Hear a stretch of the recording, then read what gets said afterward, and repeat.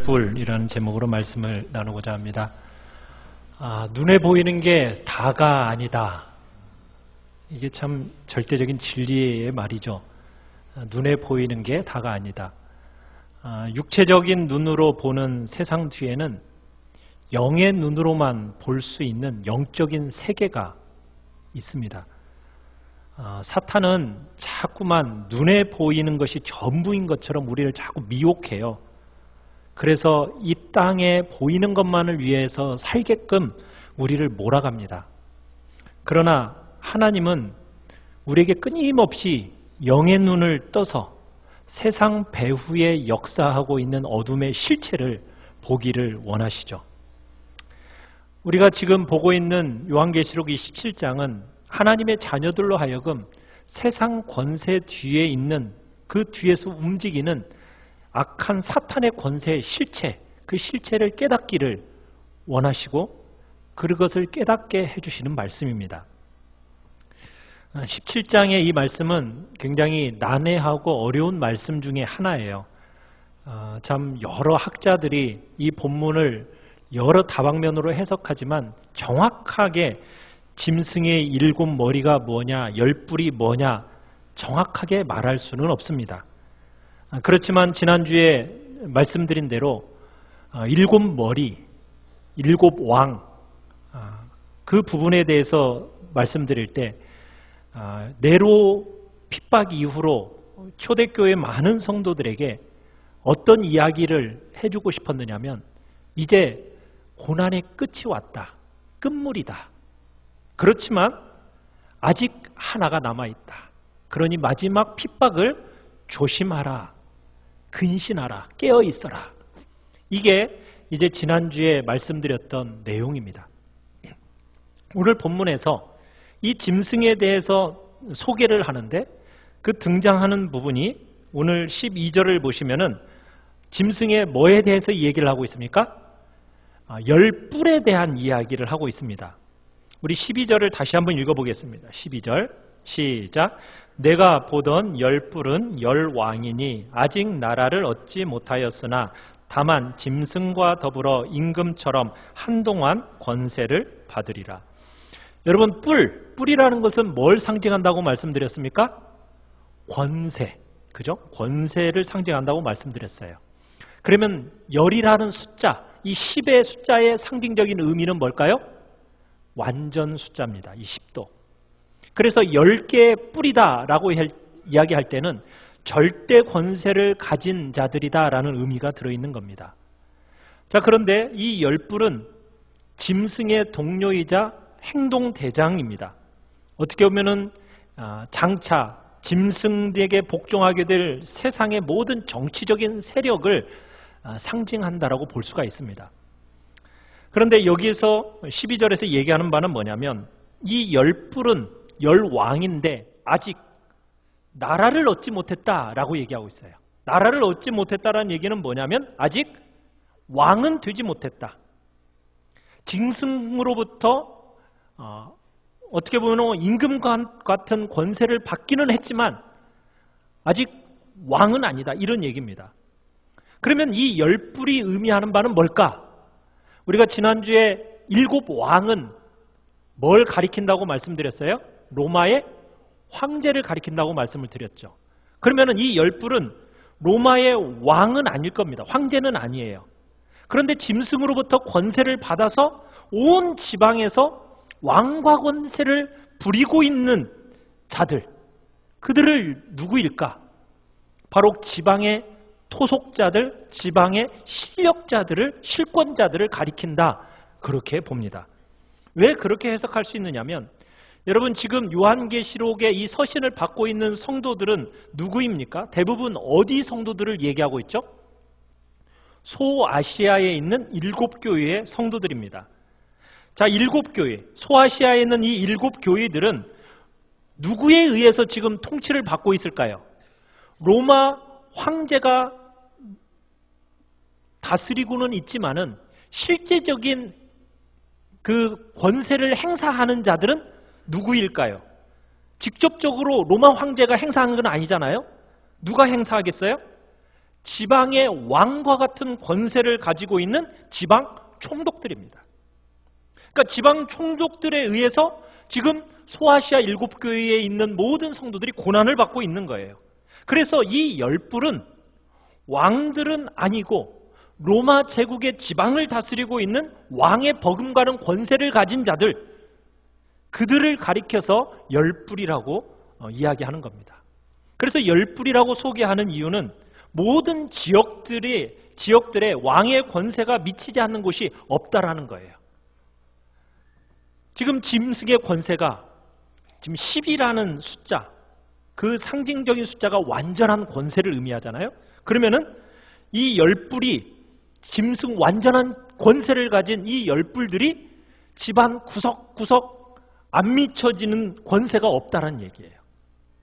그래서 우리 15절로 한번 넘어가 봅시다. 15절 시작. 또 천사가 내게 말하되 내가 본 바 음녀가 앉아있는 물은 백성과 무리와 열국과 방언들이라. 자, 그러면 이 짐승의 권세가 지금 누구에게까지 미치고 있다는 얘기입니까? 모든 백성들에게, 그죠? 백성과 무리와 열국과 방언들에게 이 권세가 지금 쫙 미쳐지고 있다는 얘기예요. 그런데 지금 이 열불이 하고 있는 중요한 역할 두 가지가 있습니다. 어떤 역할을 하고 있느냐? 우리 13절, 14절을 읽겠습니다. 13절, 14절 시작. 그들이 한 뜻을 가지고 자기의 능력과 권세를 짐승에게 주니라. 그들이 어린 양과 더불어 싸우려니와 어린 양은 만주의 주시오 만왕의 왕이심으로 그들을 이기실 터이요 또 그와 함께 있는 자들 곧 부르심을 받고 택하심을 받은 진실한 자들은 이기리로다. 자, 지금 열불이 한 마음 한 뜻이 되어가지고 누구를 공격하고 있습니까? 그렇죠. 어린 양과 더불어 싸운다. 또 누구와 싸워요? 하나님의 교회와 싸운다는 거예요. 자, 이 전쟁은 우리가 16장으로 한번 넘어가 보시면 우리가 이 16장 13절 14절에서 보면 이 아마겟돈 전쟁의 이야기를 했었는데, 자, 13절 14절 16장 13절 14절을 같이 한번 읽어봅시다. 시작.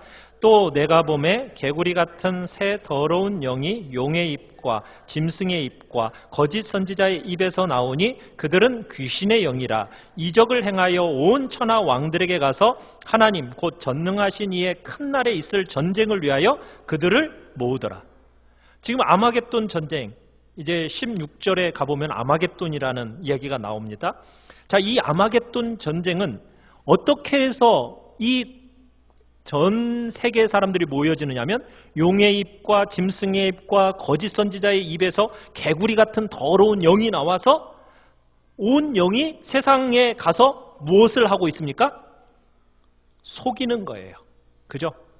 거짓 영으로 사람들을 다 권세자들을 속여가지고 누구와 싸움을 붙이려고 하는 거예요?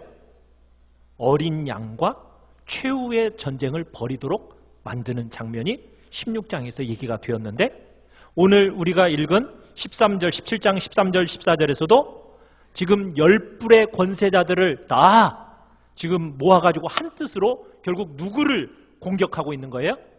어린 양과 교회를 공격하는 거예요. 거짓 영들의 중요한 역할이 바로 이런 역할입니다. 우리가 그런 일들이 일어날 것을 어렴풋이 지금 오늘 보고 있는 거예요. 이 열불들이 일치단결해가지고 짐승과 합세해서 힘을 모읍니다. 짐승의 절대 권위 아래서 일사불란하게 움직이고 이 세상의 모든 권력이 지금 짐승에게 집중되고 이제 앞으로 어떤 일이 있게 될 거라고요? 그리스도의 군대와 최후의 일전을 벌일 전쟁 준비를 하게 된다는 겁니다.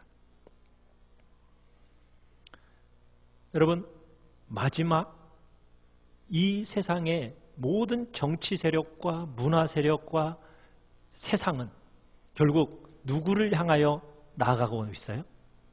어린 양 되신 예수 그리스도와 교회를 공격하려고 지금 준비하고 있다는 얘기예요. 여러분, 초대교회 성도들의 입장에서 한번 돌이켜 생각해 보면, 여러분, 이 초대교회의 성도들은 세상적인 기준으로 볼 때 굉장히 열등한 위치에 있어요. 대부분이 성도들이 그렇게 높은 위치에 없습니다. 대부분이 열등한 위치에 있어요. 그런데 이 세상 권세자들이 힘을 다 모아가지고 무엇을 한다고요? 교회를 핍박하고 감옥에 넣고 그리고 죽이는 일을 하고 있어요. 우리가 이 세상을 살아가는 동안에도 마찬가지입니다. 여러분들도 한 번씩 이런 느낌을 받는 분도 있을 줄 알아요. 교회 주변에 많은 사람들이 있어요. 그리고 교회도 주변에 참 많이 있죠. 그런데요, 믿음으로 자신의 분명한 색깔과 정체성을 세상 가운데서 드러내고 사는 사람은 그렇게 많지 않아요. 여러분이 이 성도로서, 신자로서의 정체성을 쫙 드러내면 세상은 어떻게 할까요? 기다렸다는 듯이 여러분을 포효하고 여러분의 주변에 많은 사람들이 직간접적으로 여러분을 공격하면서 불이익을 주게 될 겁니다. 세상은 원래 그래요. 그러면 여러분들은 무엇을 느껴요? 야, 힘들다. 진짜 믿는다라는 것이 이렇게 힘든가? 믿는 사람들을 찾아보려고 진짜 믿는 사람, 정말 믿는 자로서의 정체성과 색깔을 가지고 사는 사람들을 살아보려고 하면 또 찾아보기가 쉽지 않아요. 그러면 어떤 생각이 드냐면, 야, 너무 소수다. 야, 이렇게 싸워서 이길 수 없는 이 소수의 싸움, 그런 것을 하는 것 같아 보인다는 거예요. 많은 성도들이 너무나 소수고 참 나는 형편없는 자리에 있고 나는 너무 능력도 없고 힘도 없는데, 그런데 세상을 보면 어때요? 너무 강해요. 그들이 말하는 대로 다 되는 것 같아요. 온 세상이 그 원칙과 원리에 그대로 충실하게 움직이는 것 같아요. 그러면은 우리의 마음에 어떤 생각이 들어요? 이래가지고 내가 과연 살 수 있을까? 그런 낙심이 되기도 하고 두려움이 생기는 거예요. 그런데 오는 본문에서 놀라운 게 뭐냐면, 지금 온 세상이, 모든 나라와 민족과 족속이 전부 왕권을 딱 짐승에게 주고 그 짐승과 함께 어린 양이 싸우는데 누가 이긴다고 얘기하고 있습니까? 그럼 14절에 누가 이긴다고요? 어린 양이 이겨요. 어린 양은 누구이시기 때문에? 만왕의 왕이시고 만주의 주이시기 때문에. 자, 그런데 여전히 어린 양이에요. 어린 양. 야, 여러분, 짐승하고 싸우려면은 어린 양 갖고 돼요, 안 돼요? 누가 이길 것 같습니까?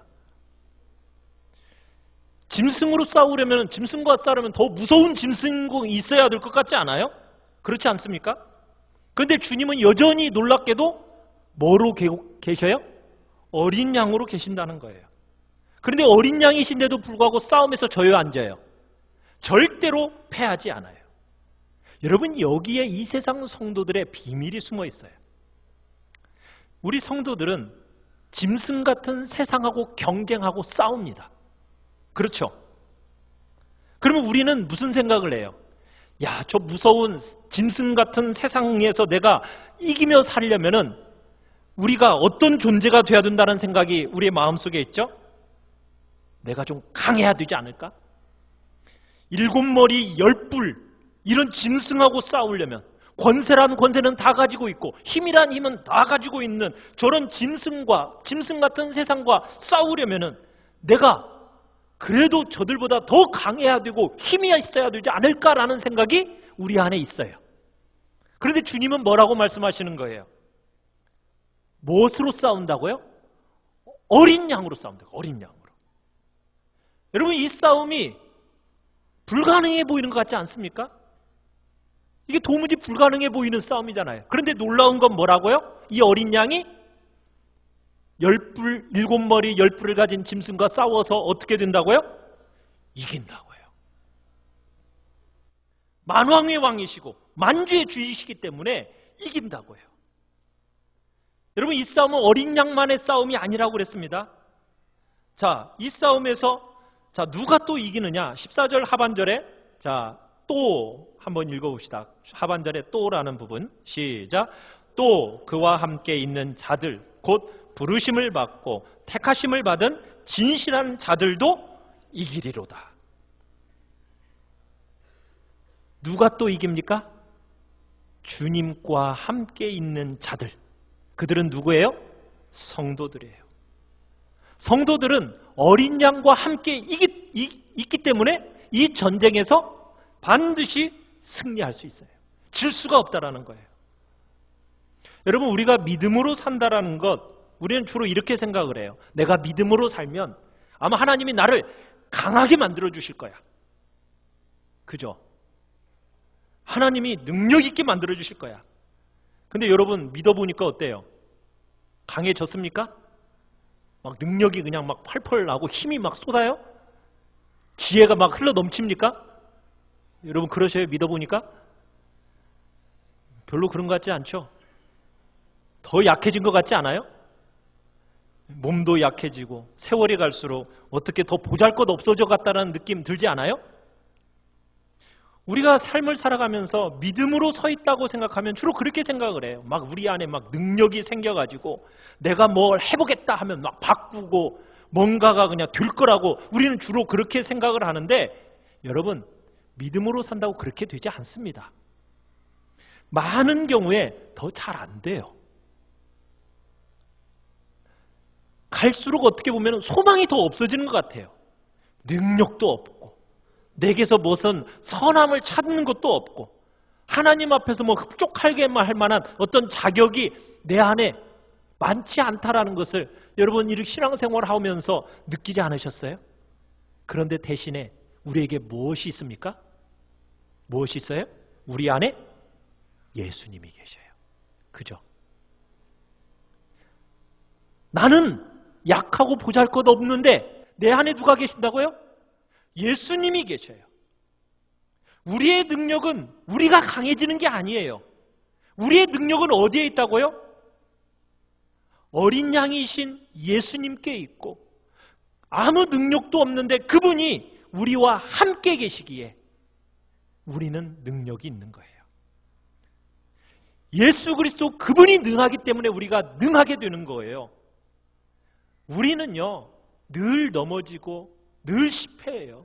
연약하고 실패하는 자리, 그 자리가 어떻게 보면 우리에게 있어서 강한 자리요 능한 자리라고 주님은 우리에게 말씀하시는 거예요. 그래서 주님이 뭐라고 말씀하시는 거예요? 약할 그때가 정말로 내가 강한 때다. 왜요? 예수님이 우리와 함께 하시고 그분이 나에게 그런 이김의 능력과 힘을 주시기 때문에. 여러분, 7머리 10뿔 전부 완전수예요. 그죠? 7도 완전수, 10도 완전수, 머리도 권세, 뿔도 권세. 여러분을 둘러싸고 있는 세상은 이렇게 완전한 권세를 가지고 완전한 힘을 가지고 우리를 둘러싸고 있습니다. 여러분을 막 거슬러 가요. 그러면은 우리 믿는 성도들은 정말 섬처럼 몇 명 없는 것 같아요. 그러면 우리의 마음에 뭐가 들어요? 야, 정말 믿으면서 산다는 그 이렇게 힘들까? 고독이 오고 아픔이 느껴질 때가 있어요. 그때 주님은 우리에게 두려워하지 말라는 거예요. 왜? 세상이 아무리 강한 능력을 가지고 아무리 강한 권세를 가지고 여러분을 밀어붙여도 누가 더 강하다는 겁니까? 우리 안에 계신 어린 양이신 예수 그리스도가 더 강하다는 거예요. 우리는 이 짐승 같은 세상에서 때로는 어린 양처럼 오들오들 떨고 있는 것 같아요. 근데 누가 더 강하다고요? 만왕의 왕이시고 만주의 주가 되신 그 우리 주님이 우리와 함께 하시니까 우리는 이긴다는 거예요. 승리가 우리에게 보장되어져 있다라는 거예요. 여러분 믿으십니까? 이게 요한계시록 전체에서 우리에게 전하고 싶어하는 메시지예요. 너희들이 짐승 같은 그것, 세상의 그 권세 앞에 어린 양처럼 형편없어 보일지 모르지만 너희들은 반드시 이기고야 말 거다. 여러분과 제가 이 세상에서 아무리 약해 보일지라도 어린 양과 그분이 우리와 함께 계시니 여러분이 믿음으로 서 있을 때 반드시 이길 줄 알고 믿음으로 살아가시기 바랍니다. 이것이 하나님께서 우리에게 전해주고 싶은 메시지예요. 자, 그러면서 성도를 뭐라고 부르고 있느냐? 14절 끝에 보면은 함께 있는 자들 하고서는 부르심을 받고 택하심을 받은 진실한 자들, 이렇게 표현하고 있습니다. 성도는 하나님 우리 주 예수 그리스도와 동행하는 자일 뿐만 아니라 또 어떤 사람이라고요? 하나님께로부터 부르심을 받고 택하심을 받은 자들이다. 부르심을 받고 선택받은 자들이다. 여러분들을 세상에서부터 구별해내서 끄집어내서 여러분은 하나님의 택함받은 자임을 믿으시길 바라요. 그러기에 여러분의 수가 적고 많음, 이것의 싸움에 좌우되는 게 아닙니다. 여러분이 어떤 존재인지를 분명하게 느끼셔야 돼요. 여러분의 정체성이 뭐라고요? 하나님이 여러분을 어떻게 하셨다고요? 세상에서 불러내셨습니다. 끄집어내셨습니다. 여러분을 선택하셨습니다. 그리고 여러분과 주님이 함께 하시기에 이기게 된다는 거예요. 그러면서 여러분을 가리켜서 한 걸음 더 나가서 뭐라고 부르느냐면 진실한 자들이다, 이렇게 부르고 있어요. 사랑하는 성도 여러분은 진실한 자들이십니까? 왜 거짓말 좀 하고 계시죠? 진실하다 하니까는 조금 마음에 좀 찔리는 게 있으신가요? 여러분, 성도는 어떤 면에서는 진실해야 됩니다. 물론 거짓말 안 해야 되죠. 그런데 여기 거짓말 안 하신 분이 있어요, 없어요? 다 거짓말 해봤잖아요. 그죠? 지금도 여전히 거짓말하고 있고. 여러분, 그러면 왜 성도를 진실한 자리라고 하는가? 어떤 면에서 진실한 자들인가? 세상 사람과 우리 사이에 차이점이 뭔지 아십니까? 세상 사람들은 자신의 실체를 정확하게 말 안 해요. 세상 사람들은 절대로 자신의 실체를 있는 그대로 보지를 않습니다. 항상 자신을 어떻게 생각하는 거예요? 자기가 기대하는 기대가 있어요. 자기에 대한 기대. 자기에 대한 그 기대치를 갖고 자기를 봐요. 자기의 실제 모습을 보는 게 아니라 항상 자기의 생각하는 기대치를 가지고 자기를 바라보면서 자기가 되고 싶어하는 존재로 자기를 생각하고 그렇게 여기면서 살아갑니다. 그게 세상 사람들의 특징이에요. 그런데 우리 성도들은 누구입니까? 우리 성도들은 있는 모습 그대로 자신을 드러내놓고 그리고 주님 앞에 그 자신을 그대로 드러내면서 그대로 인정하는 사람들이 믿는 성도들이에요. 그렇지 않습니까? 자신의 허물과 연약함과 죄와 부족함을 알고 그것을 주님 앞에서 그대로 인정하고 그것을 그대로 진실하게 드러내는 사람이 성도예요. 그래서 진실한 자라는 거예요. 그리고 진실하신 하나님을 의지하며 살아가기 때문에 진실하다라는 거예요. 여러분이 왜 정직하고 진실한 자라고요? 하나님 앞에서 여러분 내 있는 모습 그대로를 다 드러내놓고 주님 앞에 여러분의 모습을 다 솔직하게 그대로 드러내놓았기 때문에 진실한 자예요. 진실하신 그 분을 붙들고 살아가고 있기 때문에 여러분을 진실한 자들이라고 주님은 부르시는 겁니다. 그래서 여러분들은 그렇게 진실한 여러분들은 이제 마지막 날에 실패함이 없는 싸움을 싸워서 이기게 된다라고 성경은 얘기하고 있는 겁니다. 여러분들이 얼마나 강해 보이느냐 이게 문제가 아니에요. 여러분의 신분 자체가 중요한 거예요.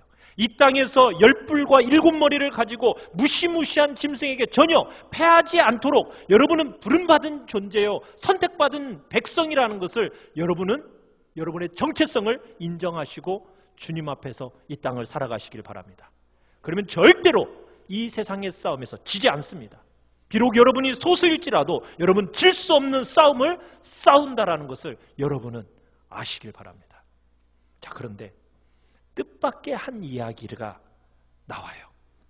짐승이 등장하고 7개의 머리 10뿔이 이야기하다가 갑자기 15절을 가보시면 어떤 대목이 나오느냐.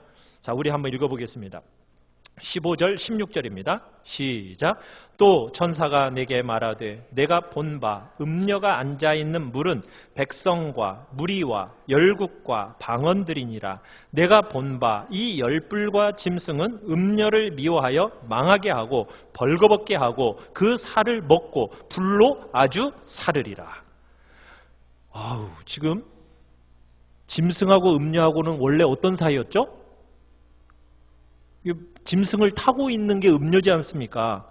그런데 지금 짐승이 이 바벨론 음녀를 어떻게 한다고 얘기하고 있어요? 죽인대요. 10개의 뿔과 함께 힘을 모아가지고 이 음녀 바벨론을 죽인대요. 그럼 음녀 바벨론을 무엇이라고 말씀을 드렸습니까? 이 세상의 경향성, 이 세상의 가치관, 세계관이 바로 음녀 바벨론이라고 말씀드렸어요. 이 세상의 가치관이나 세계관이 어떤 것이에요? 지금 이 짐승이 이 세상의 세계관과 가치를 열심히 사용하다가 때가 되면은 이 짐승이 이 세상의 세계관과 가치관을 어떻게 한다고요? 죽여버린대요. 여러분, 이 세상에 있는 모든 것들의 속성이 어떠한지를 한번 생각해 보시길 바라요. 여러분, 유행이라는 것이 어떻습니까? 왔다 갔다 하죠. 반복적으로. 남자들의 넥타이 어떻게 왔다 갔다 합니까? 넓어졌다 좁아졌다 넓어졌다 좁아졌다. 네. 그죠? 여자들의 치마는요, 올라갔다 내려갔다 올라갔다 왔다 갔다 해요. 그죠? 남자들 그 양복도 뒤에 하나 없다가 하나 있다가 둘 있다가 막 찢어진 것이요, 왔다 갔다 해요. 그죠? 세상의 유행이라는 것은 반복적으로 왔다 갔다 해요. 너무 막 좋아하다가 어느 순간 어떻게 돼버려요? 실질적으로 다 죽여버려요. 반복적으로 왔다 갔다 해요. 여러분, 이 세상에 정치적인 영웅이나 아니면 음악의 스타들, 여러분 이런 사람들 한번 보세요. 정말 영구적으로 인기를 누리는 사람이 있어요, 없어요? 없어요. 어느 순간 인기가 확 올라갔다가 대부분 어떻게 돼요? 다 죽여요, 다 죽여. 그죠? 영구하도록 인기를 누리는 사람 없어요. 사람들의 경향성이라는 것은 금방 좋아했다가 금방 싫어합니다. 이 짐승이 세상의 이 가치관과 경향성을 이용해가지고 자꾸 하나님 없이 살도록 세상들을 미혹하고 자꾸 사용해요. 그런데 때가 되면 어떻게 한다고요? 이 음녀를 어떻게 한다고요? 죽인다고요. 그리고는 또 다른 음녀를 앉히는 거예요. 유행과 이 세상의 변화라는 것은 너무 심하고 너무 빨라요. 이 세상의 정신이라는 것은 영원한 게 하나도 없습니다. 이 세상의 가치관이라는 것이 강력해서 우리가 가지고 살아가고 있는 이 가치관을 비웃고 조롱하고 유혹하고 넘어뜨렸는데 때가 되면 어떻게 되느냐? 이 세상의 가치관이라는 것은 어떻게 된다고요? 슬그머니 다 사라져버려요. 한참 우리가 돈 버는 것이 제일이라고 생각하면서 살아왔잖아요. 그러다가 어느 순간 사람들이 얘기하는 게 뭐예요? 웰빙 이야기 한참 했죠. 웰빙. 자, 웰빙 가면 뭐가 나올까요? 웰다이. 자, 어떻게 하면 잘 죽을까? 어떻게 하면 잘 죽을까 얘기하다가 그 다음에 또 뭐 나올까요? 어떻게 하면 또 돈 많이 벌까? 돌고 돌아요. 조금 있다가 세상의 유행이라는 것은 금방금방 실증을 내면서 금방금방 죽였다가, 그래서 17절을 한번 읽어볼까요? 17절 시작. 이는 하나님이 자기 뜻대로 할 마음을 그들에게 주사 한 뜻을 이루게 하시고 그들의 나라를 그 짐승에게 주게 하시되 하나님의 말씀이 응하기까지 하심이라. 하나님이 자기 뜻대로 할 마음을 그들에게 주셨다는 거예요. 그래서 하나님께서 이 세상을 움직여 가시면서 심판할 것에 대한 메시지를 지금 어떤 방법으로 보여주고 있느냐면, 이 세상이 여자를 죽일 때 우리는 보게 된다는 거예요. 이 세상의 정신이라는 것이 강력하게 밀어붙여서 때가 되면 어떻게 돼요? 유행이 바뀌듯이 바뀌고 죽어가는 거예요. 하나님의 심판이 올 때도 이와 같다라는 거예요. 이 모든 것들이 다 심판대에 서서 형벌을 받게 된다는 거예요. 이것을 간접적으로 하나님이 보여주시는 거예요. 때가 되면 유행이 바뀌고 유행이 사라지듯이 이 땅에 있는 모든 가치관과 이 땅에 있는 모든 사람들의 생각은 어떻게 되느냐? 하나님의 손에 의해서 형벌을 받고 심판대에 옮겨질 것이다. 여러분들이 그 증거를 어디에서 찾으라고요? 금방금방 바뀌는 이 세상의 가치관과 유행을 바라보면서 그래, 결국 세상의 유행과 세상의 정신이라는 것은 그렇게 금방금방 바뀌듯이 결국에는 다 심판대에 이르러서 끝이 나는 거구나. 여러분, 그것을 볼 수 있는 눈을 가지라는 거예요. 세상은요, 힘을 모아서 음료를 죽여요. 그렇게 호리고 사람을 그렇게 유혹하던 이 세상의 가치관들을 끊임없이 바꿔나가면서 새로운 유행을 창출해내면서 그런 방식으로 하나님의 나라가 그 오는 것을 자꾸 우리의 마음에서 빼앗아갔는데, 하나님 없이 이 땅에서 행복하게 살 수 있는 것처럼 자꾸 사람들을 이끌고 가는데 결국 유행이라는 것은 어떻게 되더라? 다 바뀌고 죽더라. 그걸 우리가 생각하면서 여러분, 이 땅의 유행에 너무 민감하게 살아가지 마십시오. 유행 따라가면은 결국 어디에 서게 될까요? 바벨론이 하나님의 심판대 앞에 서서 죽듯이 결국엔 우리도 유행 따라간 모든 이들은 그 심판대 앞에 서게 될 겁니다. 여러분이 이 땅을 살아가는 동안에 우리가 이 세상의 가치관, 또 여러 가지 것에 여전히 노출되어 있어요. 안 될 수는 없어요. 그러나 이 세상의 가치관과 이 세상의 생각에 마음을 빼앗기지 마십시오. 땅 위에 있는 것들은 다 바뀌고 다 변화되는 거예요. 마지막 심판대 앞에서 다 불태워지고 다 심판받아 없어지는 겁니다. 그게 바벨론이며 짐승입니다. 여러분, 세상을 살아가면서 자꾸 여러분을 밀어붙입니까? 세상이 여러분을 너무 밀어붙여요? 그래도 절대로 낙심하지 말고 믿음으로 서 계시길 바랍니다.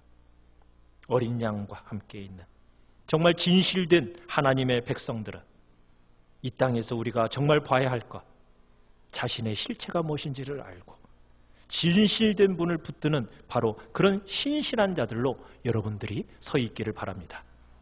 때가 되면은 거짓된 것들은 다 어떻게 된다고요? 다 한순간에 사라지는 때가 올 것입니다. 그러기에 끝까지 우리는 변하지 않는 믿음의 원리를 붙들고 살아가시기 바랍니다. 이 세상의 강력한 유혹, 힘, 여러분 그것들이 여러분을 믿음으로부터 떠나게 하고 하나님을 신뢰하는 사람부터 떠나가게 하는 그때 여러분 절대로 하나님을 전심으로 의지하는 이 믿음, 복된 믿음의 삶 여러분 붙들고 절대로 흔들리지 않는 복된 자리에 여러분 모두가 있기를 간절히 축원합니다. 우리 시간 같이 찬양하며 나아갑시다.